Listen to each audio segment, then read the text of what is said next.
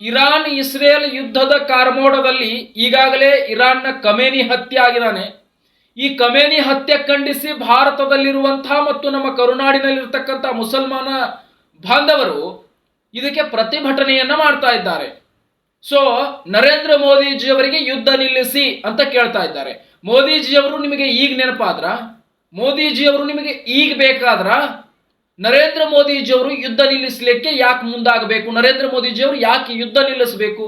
ಈ ಇರಾನ್ ಮತ್ತು Israel America ಈಗಳ ಮಧ್ಯೆ ನಡೆದಿರ್ತಕ್ಕಂಥ ಒಂದು ದೊಡ್ಡ ಯುದ್ಧದ ಕಾರ್ಮೋಡವನ್ನು ನಿಲ್ಲಿಸಲಿಕ್ಕೆ ನರೇಂದ್ರ ಮೋದಿಜಿಯವರಿಗೆ ಆಗ್ರಹ ನೀವು ಮಾಡ್ತಾ ಇದ್ದೀರಲ್ಲ ಮುಸಲ್ಮಾನ್ ಬಾಂಧವರು, ಕಾರಣಗಳೇನಿರಬಹುದು? ನರೇಂದ್ರ ಮೋದಿಜಿಯವರು ಯಾಕೆ ಮಧ್ಯದಲ್ಲಿ ಎಂಟರ್ಪ್ರೈಸ್ ಆಗ್ತಾರೆ? ಯಾಕೆ ಅವರು ಮಧ್ಯದಲ್ಲಿ ಹೋಗಿ ಯುದ್ಧವನ್ನು ನಿಲ್ಲಿಸಲಿಕ್ಕೆ ಪ್ರಯತ್ನವನ್ನ ಮಾಡಬೇಕು? ನರೇಂದ್ರ ಮೋದಿಜಿಯವರಿಗೆ ಏನು ಹರಕತ್ತೈತೆ ಅದು ಯುದ್ಧ ನಿಲ್ಲಿಸೋದು? ಈಗಾಗಲೇ ಖಮೇನಿ ಹತ್ಯೆಯನ್ನ ಖಂಡಿಸಿ ನರೇಂದ್ರ ಮೋದಿಜಿಯವರು ಯುದ್ಧ ನಿಲ್ಲಿಸಬೇಕು ಅಂತ ಹೇಳಿ ಏನು ನೀವು ಪ್ರತಿಭಟನೆಯನ್ನ ಮಾಡ್ತಾ ಇದ್ದೀರಿ, ಮಾತನಾಡ್ತಾ ಇದ್ದೀರಿ. ನರೇಂದ್ರ ಮೋದಿಜಿಯವರು ಯಾವ ಕಾರಣಕ್ಕಾಗಿ ಯುದ್ಧವನ್ನು ನಿಲ್ಲಿಸಬೇಕು? ಇರಾನ್ ಇಸ್ರೇಲ್ ಮಧ್ಯೆ ಯುದ್ಧದ ಬಹುದೊಡ್ಡ ಕಾರ್ಮೋಡ ನಡೆದಿದ್ದು ಈಗಾಗಲೇ ಇರಾನ್ನ ಖಮೇನಿ ಹತ್ಯೆ ಆಗಿದ್ದಾನೆ. ಸೊ ಇರಾನ್ ಪ್ರತಿದಾಳಿಯಾಗಿ 6 ದೇಶಗಳ ಮೇಲೆ ಒಂದು ಬಾಂಬ್ ಸ್ಫೋಟವನ್ನು ಮಾಡ್ತಾ ಇದೆ. ಅಮೆರಿಕದ ಸಾಕಷ್ಟು ಸೈನಿಕರನ್ನ ನಾಶಪಡಿಸಿದೆ. ಈಗ ಅಮೆರಿಕ ಕೂಡ ಒಂದು ಲಿಸ್ಟ್ ಅನ್ನ ಕೊಡ್ತಾ ಇದೆ. ಇರಾನ್ನ ಸಾಕಷ್ಟು ಸೈನಿಕರನ್ನು ಮತ್ತು ಇರಾನ್ನ ಪ್ರತಿಭಾಗಗಳನ್ನು ನಾಶಪಡಿಸಿದೆ. ಈಗ ಇರಾನ್ ಮತ್ತು ಇಸ್ರೇಲ್ ಹಾಗೆ ಈ ಕಡೆ ಅಮೆರಿಕ ದೊಡ್ಡ ಮಟ್ಟದ ಯುದ್ಧದಲ್ಲಿ ಪಾಲ್ಗೊಂಡು ಇರಾನ್ನ ಎಲ್ಲ ಭಾಗಗಳನ್ನು ನಾಶ ಮಾಡ್ತಾ ಇರಾನ್ನಲ್ಲಿ ದೊಡ್ಡ ದೊಡ್ಡ ನಾಯಕರನ್ನು ಕೂಡ ನಾಶಪಡಿಸ್ತಾ ಇದೆ. ಇದರಲ್ಲಿ ನರೇಂದ್ರ ಮೋದಿ ಹೋಗಿ ಯುದ್ಧ ನಿಲ್ಲಿಸಿ ಅಂತ ಹೇಳಲಿಕ್ಕಾಗುತ್ತಾ? ನರೇಂದ್ರ ಮೋದಿಜಿಯವರು ಯುದ್ಧ ನಿಲ್ಲಿಸಬೇಕಾಗಿರ್ತಕ್ಕಂಥದ್ದು ಯಾಕೆ? ಇದೇ ಪಹಲ್ಗಾಮ್ ದಾಳಿ ನಡೆದಂತ ಸಂದರ್ಭದಲ್ಲಿ ಈಗ ಅಲ್ಲಿ ಎಲ್ಲೋ ಒಬ್ಬ ಖಮೇನಿ ಹತ್ಯೆ ಆದ ಅಂತ ನಮ್ಮ ಧರ್ಮಗುರು ಅಂತ ಹೇಳಿ ನೀವು ಪ್ರತಿಭಟನೆ ಮಾಡ್ತಾ ಇದ್ದೀರಿ. ಆದ್ರೆ ಇದೇ ಪಹಲ್ಗಾಮ್ ದಾಳಿ ಆದಂತಹ ಸಂದರ್ಭದಲ್ಲಿ ಸುಮಾರು 17 ಜನರಿಗಿಂತ ಜಾಸ್ತಿ ಹತ್ಯೆ ಆಗೋದ್ರಲ್ಲ, ಆ ಸಂದರ್ಭದಲ್ಲಿ ನಿಮ್ಮ ರಕ್ತ ಕುದಿಲಿಲ್ವೇ? ಆ ಸಂದರ್ಭದಲ್ಲಿ ನೀವು ಪ್ರತಿಭಟಿಸಲಿಕ್ಕೆ ಬರಲಿಲ್ವೇ? ಅದು ನಮ್ಮ ಭಾರತದ ನೆಲದಲ್ಲಿ ನಮ್ಮ ಭಾರತೀಯರಿಗೆ ಆದಂತಹ ಅನ್ಯಾಯ, ಪಹಲ್ಗಾಮ್ ದಾಳಿ. ಆವಾಗ ಎಲ್ಲಿ ಹೋಗಿದ್ರಿ ನೀವೆಲ್ಲ? ಅಂದ್ರೆ ನಿಮಗೆ ಭಾರತದವರು ಬೇಕಾಗಿಲ್ಲ, ಭಾರತದ ಅನ್ನ ಬೇಕು, ಭಾರತದ ನೀರು ಬೇಕು, ಭಾರತದಲ್ಲಿ ಶಾಂತಿಯುತವಾಗಿ ಉಳ್ಕೊಳ್ಳೋದು ಬೇಕು. ಇವತ್ತು ಈ ಅಖಂಡ ಏಷ್ಯಾ ಖಂಡದಲ್ಲಿರ್ತಕ್ಕಂತಹ ನೀವು ಈ ಒಂದು ಭಾಗಗಳಲ್ಲಿ ನೋಡಿದ್ರೆ ಅತಿ ಶಾಂತಿಯುತವಾಗಿ ಇರ್ತಕ್ಕಂತಹ ರಾಷ್ಟ್ರ ಅದು ನಮ್ಮ ಭಾರತ ದೇಶ. ಈ ಭಾರತ ದೇಶದಲ್ಲಿ ನೀವು ಮುಸಲ್ಮಾನರಿದ್ದೀರಿ, ನೀವು ಬಹಳ ಶಾಂತಿಯುತವಾಗಿದ್ದೀರಿ. ಈ ದೇಶದಲ್ಲಿ ನಿಮಗೆ ಇರ್ಲಿಕ್ಕೆ ಒಂದು ಆ ದೇವರ ಅನುಮತಿ ಕೊಟ್ಟಿದ್ದಾನೆ, ನೀವು ಇಲ್ಲಿ ಬದುಕಿದ್ದೀರಿ ಅಂದ್ರೆ ಅದು ನಿಮ್ಮ ಪುಣ್ಯ. ಈ ಭಾರತ ದೇಶದಷ್ಟು ಶುದ್ಧಿ ಮತ್ತು ಭಾರತ ದೇಶದಷ್ಟು ಶಾಂತಿಯುತವಾಗಿ ಇವತ್ತು ಯಾವುದೇ ರಾಷ್ಟ್ರಗಳು ಕೂಡ ಇಲ್ಲ. ಯುದ್ಧದ ಕಾರ್ಮೋಡದಲ್ಲಿ ಸಿಲುಕಿ ನರಳಿ ಸತ್ತು ಹೋಗ್ತಾ ಇವೆ. ಈ ಭಾರತ ದೇಶದಲ್ಲಿ ಹುಟ್ಟಲಿಕ್ಕೆ, ಭಾರತ ದೇಶದಲ್ಲಿ ಇರಲಿಕ್ಕೆ ಪುಣ್ಯ ಮಾಡಿರಬೇಕು. ಅದನ್ನು ಫಸ್ಟ್ ಅರ್ಥ ಮಾಡಿಕೊಳ್ಬೇಕಾಗಿದೆ. ಆದರೆ ಭಾರತ ದೇಶದವರಿಗೆ ಅನ್ಯಾಯ ಆದಾಗ, ಭಾರತ ದೇಶದವರ ಮೇಲೆ ಪಹಲ್ಗಾಮ್ ದಾಳಿ ಆದಂತಹ ಸಂದರ್ಭದಲ್ಲಿ ನೀವೆಲ್ಲರೂ ಮನೆಯಲ್ಲಿ ಕೂತ್ಕೊಳ್ತೀರಿ. ಅಲ್ಲಿ ಎಲ್ಲೋ ಒಬ್ಬ ಖಮೇನಿ ಹತ್ಯೆ ಆದ ಕೂಡಲೇ ಬಂದು ರೋಡಿಗಿಳಿದು ಹತ್ಯೆ ಪ್ರತಿಭಟನೆಯನ್ನ ಮಾಡಿ ಮೋದಿಜಿಯವರಿಗೆ ಯುದ್ಧ ನಿಲ್ಲಿಸಿ ಅಂತ ಹೇಳ್ತೀರಿ. ಅಂದ್ರೆ ನೀವು ಭಾರತದವರ ಇಲ್ಲ ಇರಾನ್ದವರ? ಯಾವ ರೀತಿ ಅನುಮಾನಕ್ಕೀಡು ಮಾಡ್ತಾ ಇದ್ದೀರಿ ನೀವು? ನರೇಂದ್ರ ಮೋದಿಜಿಯವರಿಗೆ ಯುದ್ಧ ನಿಲ್ಲಿಸಿ ಅಂತ ಹೇಳಿ ಪ್ರತಿಭಟನೆಯನ್ನು ಮಾಡ್ತೀರಿ ಅಂದ್ರೆ ನೀವು ಯಾವ ಸೀಮೆ ಭಾರತದವರು ಅನ್ನುವಂತಹ ಅನುಮಾನ ಭಾರತದ ಸಾಮಾಜಿಕವಾಗಿ ಭಾರತದ ಸಮಾಜ ಏಳಿಗೆಯನ್ನು ಬಯಸ್ತಕ್ಕಂಥ ಪ್ರತಿಯೊಬ್ಬ ಭಾರತೀಯ ನಾಗರಿಕ ಸಮಾಜದಲ್ಲಿ ಬದುಕ್ತಾ ಇರ್ತಕ್ಕಂಥ ಭಾರತೀಯನಿಗೆ ಲೆಕ್ಕಾಚಾರದ ಪ್ರಶ್ನೆಗಳು ಹುಟ್ಟುಕೊಳ್ಳುತ್ತೆ. ಈ ಇಸ್ರೇಲ್ ಮಾಡ್ತಾ ಇರುವಂತಹ ದಾಳಿಗೆ ಇರಾನ್ ಪ್ರತೀಕಾರವನ್ನ ತೀರಿಸ್ಕೊಳ್ಬೇಕು ಅಂದ್ರೂ ಕೂಡ ಆಗೋದಿಲ್ಲ. ಯಾಕಂದ್ರೆ ಅಮೆರಿಕ ಬಹಳ ದೂರದಲ್ಲಿದೆ ಮತ್ತು ಪ್ರಬಲಶಾಲಿ ದೇಶ ಆಗಿದೆ. ಬಹಳ ಪ್ರಬಲ ಯುದ್ಧವಾದಂತಹ ಶಕ್ತಿಯುತ ರಾಷ್ಟ್ರವಾಗಿದೆ ಅಮೆರಿಕ. ಇನ್ನು ಇಸ್ರೇಲ್ ದಾಳಿಗೆ ನುಗ್ಗಾಗಿದೆ ಈ ಇರಾನ್. ಈಗಾಗಲೇ ದೊಡ್ಡ ನಾಯಕ ಖಮೇನಿ ಹತ್ಯೆ ಆಗಿದ್ದಾನೆ ಅನ್ನುವಂತಹ ಸುದ್ದಿ ಕೂಡ ಪ್ರಸಾರ ಆಗ್ತಾ ಇದೆ.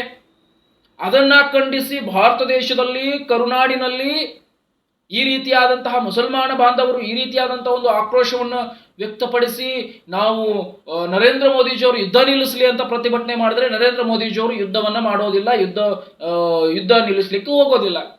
ಯಾಕಂದ್ರೆ ನಮ್ಮ ಭಾರತದ ದೇಶ ಬಹಳ ಶಾಂತಿಯುತವಾಗಿರ್ತಕ್ಕಂಥ ರಾಷ್ಟ್ರ. ಈ ಭಾಗಗಳಲ್ಲಿ ನಾವು ಗುರುತಿಸಿಕೊಂಡಂತ ಸಂದರ್ಭದಲ್ಲಿ ಬಹಳ ಅದ್ಭುತವಾದಂಥ ದೇಶ ಭಾರತ ದೇಶ. ಕಾರಣಗಳು ಇರಬಹುದು, ಯಾನೇನಿರಬಹುದು ಕಾರಣ ನೋಡಿ. ನಮಗೆ ಯಾವುದೇ ದೇಶದ ಉಪದ್ರ ಇಲ್ಲ, ಉಪವಾಸ ಇದ್ರೂ ಉಪದ್ರ ಇರಬಾರ್ದು ಅನ್ನುವಂಥದ್ದು ಒಂದು ಹಿರಿಯರ ವಾಕ್ಯ ಆಗಿದೆ. ನಮ್ಮ ದೇಶಕ್ಕೆ ಯಾರದೇ ಉಪದ್ರವೂ ಇಲ್ಲ, ನಾವು ಉಪವಾಸವೂ ಇಲ್ಲ. ಅಷ್ಟು ಅದ್ಭುತವಾಗಿರ್ತಕ್ಕಂಥ ದೇಶ ನಮ್ಮದು. ಇವತ್ತು ಮುಸಲ್ಮಾನ ಬಾಂಧವರು ಯಾವುದಾದರೂ ದೇಶದಲ್ಲಿ ಸುರಕ್ಷಿತವಾಗಿ ಇರಲಿಕ್ಕೆ ಸಾಧ್ಯ ಮತ್ತು ಸುರಕ್ಷಿತವಾಗಿದ್ದಾರೆ ಅಂದ್ರೆ ಅದು ಭಾರತ ದೇಶದಲ್ಲಿ ಮಾತ್ರ. ಇಲ್ಲ, ಉಳಿದ ಎಲ್ಲಾ ದೇಶಗಳಲ್ಲೂ ಮುಸಲ್ಮಾನರಿಗೆ ಬಹಳ ಆತಂಕ ಹುಟ್ಟಿಸುವಂತಹ ಆತಂಕದ ದಿನಮಾನಗಳು ಈಗ ಶುರುವಾಗಿದೆ. ಅದನ್ನು ಅರ್ಥೈಸಿಕೊಳ್ಬೇಕಾಗ್ತದೆ. ಎಲ್ಲೋ ಒಬ್ಬ ಖಮೇನಿ ಹತ್ಯೆ ಆದೆ ಅಂತ ರೋಡಿಗೆ ಬಂದು ನೀವು ಪ್ರತಿಕಾರದ ಜ್ವಾಲೆಯನ್ನು ತೀರಿಸಿಕೊಳ್ಳಲಿಕ್ಕೆ ಪ್ರತಿಭಟನೆಯನ್ನು ಮಾಡ್ತಾ ಇದ್ದೀರಿ.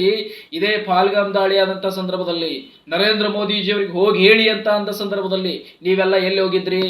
ಆಗಲೂ ಕೂಡ ಈ ಪಾಲ್ಗಾಮ್ ದಾಳಿ ನಡೆದಂಥ ಸಂದರ್ಭದಲ್ಲಿ ನೀವು ಪ್ರತಿಭಟನೆ ಮಾಡಬೇಕಾಗಿತ್ತು. ಟೆರರಿಸ್ಟ್ಗಳನ್ನ ಇಟ್ಟುಕೊಂಡಂತ ಪಾಕಿಸ್ತಾನದ ವಿರುದ್ಧ ಪ್ರತಿಭಟನೆ ಮಾಡಬೇಕಾಗಿತ್ತು. ಯಾರವರಿಗೆ ಅವಕಾಶ ಕೊಟ್ಟಿದ್ದೀರಿ ಅನ್ನುವಂತ ಪ್ರತಿಭಟನೆ ಮಾಡಬೇಕಾಗಿತ್ತು. ಯಾಕಂದ್ರೆ ನಿಮ್ಮ ಧರ್ಮಗುರು ಅಂತ ಹೇಳಿ ನೀವು ಅವರಿಗೆ ಪ್ರತಿಭಟನೆ ಮಾಡ್ತಾ ಇದ್ದೀರಿ. ಈಗ ಭಾರತದ ಒಬ್ರು ಸಾರ್ವಜನಿಕವಾಗಿ ಭಾರತದಲ್ಲಿ ಹತ್ಯೆ ಆಗಿದೆಯಲ್ಲ, 17 ಜನರ ಹತ್ಯೆ ಆಯ್ತಲ್ಲ, ಆ ಸಂದರ್ಭದಲ್ಲಿ ಭಾರತೀಯರಾಗಿ ನೀವು ಪ್ರತಿಭಟನೆ ಮಾಡಿದ್ದಿದ್ರೆ ನಾವು ಬಹಳ ಖುಷಿ ಪಡ್ತಾ ಇದ್ವಿ. ನಿಮಗೆ ಈ ದೇಶದಲ್ಲಿ ಇರ್ಲಿಕ್ಕೆ, ಭಾರತ ದೇಶದಲ್ಲಿ ಇರ್ಲಿಕ್ಕೆ ಆಗ್ತದೆಯೋ ಇಲ್ಲೋ ಅನ್ನೋದನ್ನು ಮೊದಲು ನೀವು ಆಲೋಚನೆ ಮಾಡಿ. ನಿಮಗೆ ಇರಾನ್ಗೆ ಸಪೋರ್ಟ್ ಮಾಡಬೇಕು ಅಂತ ಅನಿಸಿದ್ರೆ ಇರಾನ್ಗೆ ಹೋಗಿ ಅಲ್ಲಿ ಸಹಕಾರ ಮಾಡಿ, ಇರಾನ್ದಲ್ಲಿ ಹೋಗಿ ನಿಂತ್ಕೊಂಡು ಸಹಕಾರ ಮಾಡಿ. ಅದನ್ನ ತಂದು ನರೇಂದ್ರ ಮೋದಿಜಿಯವ್ರ ಮೇಲೆ ಹೊಣೆ ಕಟ್ತಾ ಇದ್ದೀರಿ. ನರೇಂದ್ರ ಮೋದಿಜಿಯವರು ಯುದ್ಧ ನಿಲ್ಲಿಸಿ ಅಂತ ಹೇಳಿದ್ರೆ ನರೇಂದ್ರ ಮೋದಿಜಿಯವರು ಯಾಕೆ ಯುದ್ಧವನ್ನು ನಿಲ್ಲಿಸಬೇಕು? ಈಗಾಗಲೇ ಅಮೆರಿಕಾದ ಸೈನಿಕರು ಕೂಡ ಇರಾನ್ನ ಮೇಲೆ ದಾಳಿ ಮಾಡ್ತಾ ಇದ್ದು, ಇಸ್ರೇಲ್ ಅಂತೂ ಸಂಪೂರ್ಣವಾಗಿ ಇವರ ಮೇಲೆ ದಾಳಿಯನ್ನು ಮಾಡ್ತಾ ಇದೆ. ಈಗಾಗಲೇ ಮುಖ್ಯ ನಾಯಕರನ್ನೇ ಹೊಡಿತಾ ಇದೆ, ಮುಸಲ್ಮಾನ ಧರ್ಮದ ನಾಯಕರನ್ನ ಹೊಡೆದು ಛಿದ್ರಗೊಳಿಸ್ತಾ ಇದೆ. ಇರಾನ್ನನ್ನೇ ನಾಶಪಡಿಸಲಿಕ್ಕೆ ಇಸ್ರೇಲ್ ಈಗ ಸಡ್ಡು ಹೊಡೆದು ನಿಂತಿದೆ. ಇಸ್ರೇಲ್ ಬಹು ದೊಡ್ಡ ದಾಳಿಯನ್ನು ನಡೆಸ್ತಾ ಇದೆ. ನೋಡಿ, ಇರಾನ್ ಮತ್ತು ಅಮೆರಿಕ ನರೇಂದ್ರ ಮೋದಿಜಿಯವರಿಗೆ ಆತ್ಮೀಯತೆಯಲ್ಲಿರ್ತಕ್ಕಂತಹ ದೇಶಗಳು. ಒಂದೇ ಒಂದು ಮೋದಿಜಿಯವರ ಕರೆಯನ್ನ ಕೊಟ್ಟರು ಕೂಡ, ಅಂದ್ರೆ ಸಂಪೂರ್ಣವಾಗಿ ಯುದ್ಧ ನಿಲ್ಲಿಸ್ಲಿಕ್ಕೆ ಆಗದೆ ಇದ್ರೂ ಕೂಡ ಒಂದು ಮಾತುಗಳನ್ನು ಹೇಳೋದ್ರಿಂದ ಯುದ್ಧ ಶಾಂತಿಯುತಕ್ಕೆ ಬರುತ್ತೆ. ಆದ್ರೆ ನರೇಂದ್ರ ಮೋದಿಜಿಯವರು ಆ ಕೆಲಸ ಮಾಡೋದಿಲ್ಲ. ಯಾಕಂದ್ರೆ ನಡೀತಾ ಇರುವಂತಹ ಯುದ್ಧದ ಮಧ್ಯೆ ಹೋಗಿ ಯಾಕೆ ನರೇಂದ್ರ ಮೋದಿಜಿಯವರು ಪಾಲ್ಗೊಂಡು ಅದನ್ನ ಮಾಡಬೇಕು? ನಾಳೆ ನಮ್ಮ ಭಾರತ ದೇಶಕ್ಕೆ ಯಾಕೆ ಆತಂಕ ಹುಟ್ಟಿಸ್ಬೇಕು, ಭಾರತೀಯರಿಗೆ ಯಾಕೆ ನಷ್ಟ ಮಾಡಬೇಕು ಅನ್ನೋದು ನರೇಂದ್ರ ಮೋದಿಜಿಯವರು ಭಾರತ ದೇಶದ ಒಬ್ಬ ಪ್ರಧಾನಿಯಾಗಿ ಉತ್ತಮ ಕಾರ್ಯನಿರ್ವಹಿಸ್ತಾ ಇರೋದು ಅವ್ರದ್ದು ಸತ್ಯವಾಗಿದೆ. ಅವರು ಯುದ್ಧಕ್ಕೆ ನಿಲ್ಲಿಸಲಿಕ್ಕೆ ಹೋಗೋದಿಲ್ಲ, ಯುದ್ಧ ನಿಲ್ಲಿಸೋದಕ್ಕೆ ಅವ್ರು ಭಾಗಿಯಾಗೋದಿಲ್ಲ. ಅಲ್ಲಿ ನಡೀತಾ ಇರುವಂತಹ ಯುದ್ಧದ ಕಾರ್ಮೋಡದಲ್ಲಿ ನಮ್ಮ ಭಾರತ ದೇಶ ಯಾಕೆ ಎಂಟರ್ಪ್ರೈಸ್ ಆಗಬೇಕು? ಯಾಕೆ ಮೋದಿಜಿಯವರು ಅಲ್ಲಿ ಹೋಗಿ ನಿಲ್ಬೇಕು? ಮೋದಿಜಿಯವ್ರನ್ನ ಯಾಕೆ ಇದರಲ್ಲಿ ಸಿಕ್ಕಾಕ್ಸುವಂತ ಪ್ರಯತ್ನವನ್ನ ಪ್ರತಿಭಟನೆ ಮಾಡಿದ್ರೆ ನರೇಂದ್ರ ಮೋದಿಜಿಯವರು ಹೋಗ್ಲಿಕ್ಕೆ ಹುಚ್ಚಿರಲ್ಲ. ಯಾಕಂದ್ರೆ ಸತತ 3 ಪೀರಿಯಡ್ಗಳ ಪ್ರಧಾನಮಂತ್ರಿ ಆಗಿರ್ತಕ್ಕಂಥವ್ರು, ಸತತ 15 ವರ್ಷಗಳ ಕಾಲ ಪ್ರಧಾನಮಂತ್ರಿ ಆಗಿರ್ತಕ್ಕಂಥವ್ರು, ದೇಶದ ಉತ್ತಮ ಪ್ರಧಾನಿಯಾಗಿರ್ತಕ್ಕಂಥವ್ರು ನರೇಂದ್ರ ಮೋದಿಜಿಯವರು ಯಾವಾಗಲೂ ಕೂಡ ಸರಿಯಾದ ಒಂದು ಕ್ರಮವನ್ನು ತೆಗೆದುಕೊಡ್ತಾರೆ ಮತ್ತು ಸರಿಯಾದ ದಾರಿಯಲ್ಲಿ ಇರ್ತಾರೆ ಅಂತಕ್ಕಂಥದ್ದು ಎಲ್ರಿಗೂ ಗೊತ್ತಾಗ್ತಾ ಇರುವಂಥದ್ದು.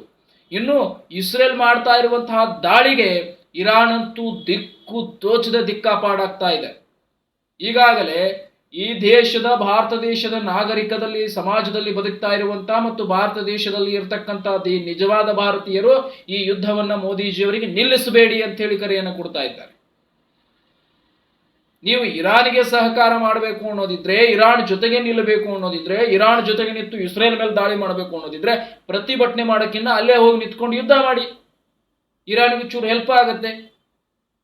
ಇರಾನ್ ಒಂದು ಬಲಶಾಲೆ ಆದ್ರೂ ಹೆಚ್ಚಾಗುತ್ತೆ, ಬಲ ಆದ್ರೂ. ಇಲ್ಲಿ ಕರ್ನಾಟಕದಲ್ಲಿ ಕುತ್ಕೊಂಡು ನೀವು ಪ್ರತಿಭಟನೆ ಮಾಡಿದ್ರೆ ಏನು ಯೂಸ್ ಇರಾನ್ಗೆ? ಸೊ ನಿಮಗೆ ಅಲ್ಲಿ ಇರಾನ್ಗೆ ಹೋಗಿ ಸಪೋರ್ಟ್ ಮಾಡಬೇಕು, ಇಸ್ರೇಲ್ ಮೇಲೆ ದಾಳಿ ಮಾಡಬೇಕು ಅಂದ್ರೆ ನೀವು ಹೋಗಿ ನಿಂತ್ಕೊಂಡು ಇಸ್ರೇಲ್ ಮೇಲೆ ದಾಳಿ ಮಾಡಿ. ನಿಮಗೆ ಯಾರು ಬೇಡ ಅಂತಾರೆ? ನರೇಂದ್ರ ಮೋದಿಜಿಯವರೇ ಯುದ್ಧ ನಿಲ್ಲಿಸಿ ಅಂತ ಹೇಳಿ ಇಲ್ಲಿ ಕೈ ಮುಕ್ಕೊಂಡು ಈಗ ನರೇಂದ್ರ ಮೋದಿಜಿಯವರು ಇವರಿಗೆಲ್ಲ ನೆನಪಾಗ್ತಾ ಇದ್ದಾರೆ. ನರೇಂದ್ರ ಮೋದಿಜಿಯವರು ಈಗ ಬೇಕಾಗ್ತಾ ಇದ್ದಾರೆ. ಸೊ ಇದು ಈಗ ನಡೆದಿರ್ತಕ್ಕಂಥ ಸಂಗತಿ, ಕರ್ನಾಟಕದ ನಾಡಿನಲ್ಲಾಗಿರ್ಬಹುದು, ದೇಶದಲ್ಲಾಗಿರ್ಬಹುದು ನಡೆದಿರ್ತಕ್ಕಂಥ ಸಂಗತಿ. ಇರಾನ್ ಇಸ್ರೇಲ್ ಮಧ್ಯೆ ಇರತಕ್ಕಂಥ ಬಹು ದೊಡ್ಡ ಯುದ್ಧದ ಕಾರ್ಮೋಡ ಇರಾನ್ ಕೊನೆಗೊಳ್ಳುವ ಹಂತದಲ್ಲಿದೆ. ಇರಾನ್ ಕೂಡ ಬಲಶಾಲಿಯಾಗಿದೆ, ಬಟ್ ಇಸ್ರೇಲ್ ಮತ್ತು ಅಮೆರಿಕ ಸೇರಿದ್ರೆ ಇರಾನ್ ಯಾವ ಹಂತದಲ್ಲಿ ಏನೂ ಮಾಡ್ಲಿಕ್ಕೆ ಆಗುದಿಲ್ಲ, ಅಷ್ಟು ಬಲಶಾಲಿಯಾಗಿ ನಿಂತ್ಕೊಂಡಿದೆ ಇಸ್ರೇಲ್.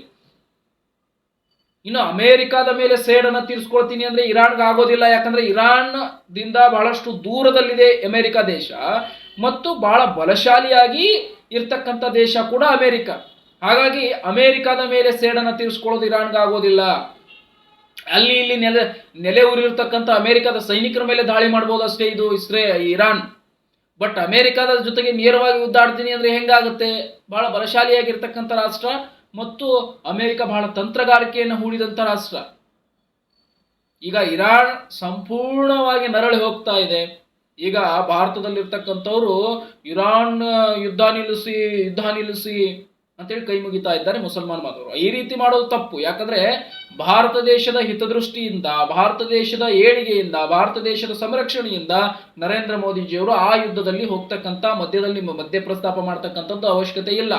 ಹಾಗಾಗಿ ನರೇಂದ್ರ ಮೋದಿಜಿಯವರು ಈ ಯುದ್ಧವನ್ನ ಯಾವುದೇ ಆದ ಯುದ್ಧ ನಡೆಯೋದು ನಡೀಲಿ, ಯಾಕಂದ್ರೆ ನರೇಂದ್ರ ಮೋದಿಜಿಯವರು ಸುಮ್ಮನೆ ಇದ್ರೆ ಸಾಕು ಅನ್ನುವಂಥ ಲಿಸ್ಟಿಗೆ ನಮ್ಮ ಭಾರತದ ಸಮಾಜದ ಪ್ರತಿಯೊಬ್ಬ ಪ್ರಜೆಯೂ ಕೂಡ ಮಾತನಾಡ್ತಕ್ಕಂಥದ್ದು ಸ್ವಾಭಾವಿಕವಾಗಿ ಭಾರತ ದೇಶದ ಪ್ರೇಮವನ್ನು ತೋರಿಸುತ್ತೆ, ಭಾರತ ದೇಶದ ಪ್ರೀತಿಯ ಕಾಳಜಿಯನ್ನು ತೋರಿಸುತ್ತೆ.